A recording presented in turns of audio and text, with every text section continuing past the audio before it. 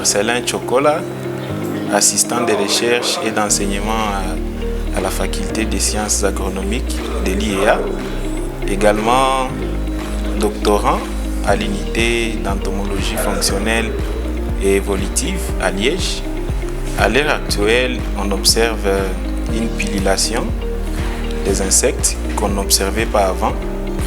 Pourquoi? Parce qu'on parle actuellement des phénomènes des changements globaux, des changements globaux qui affectent toute la planète et les effets, on les observe au niveau régional.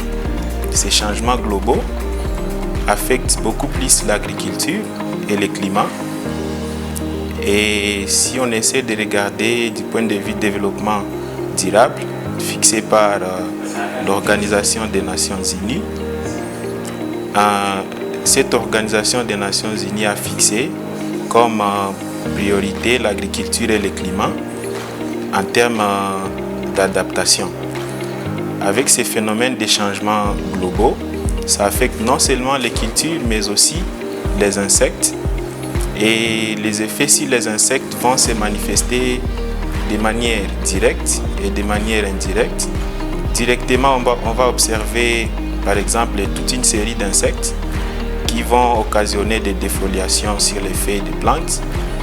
Et indirectement, ces insectes-là vont par exemple occasionner des maladies. Ils vont constituer des vecteurs de maladies des plantes, généralement les maladies virales. Mais aussi à un moment donné, ces insectes-là vont occasionner des piqûres sur les plantes et ça va affecter la morphologie, que ce soit externe de la plante, et on va assister à un moment donné à des phénomènes de chlorose, et ainsi de suite. Par rapport à un problème actuel, l'invasion de la chenille légionnaire du maïs, et je crois pas mal de paysans ils ont une idée par rapport à ces ravageurs, parce que partout où on va retrouver ces ravageurs, on va assister à des dégâts sur les cultures, des défoliations, ainsi de suite. Et ça occasionne énormément de pertes sur la culture du maïs. Ce que je suis en train de regarder ici, ce sont des œufs. Ce sont des œufs de ces papillons-là. Les œufs qui sont là, on ne peut pas les voir à l'œil nu. C'est pour cela qu'on utilise un stéréomicroscope pour essayer de dénombrer. Par exemple, une masse comme ça peut renfermer environ 200 ou 250 œufs. Et à partir de ces 250 œufs, il y aura, si possible, si tous les œufs arrivent à éclore, on va assister ici, ou bien on va observer environ 250 larves qu'on appelle des néonates qui vont ressortir de ces œufs ici. Et ce sont ces larves-là qui vont s'éparpiller d'une culture à l'autre et ils vont occasionner des dégâts sur les feuilles de maïs. Ici, j'essaie de les compter pour savoir en termes de nombre, on en a combien. Et si possible, on peut assister même à des insectes.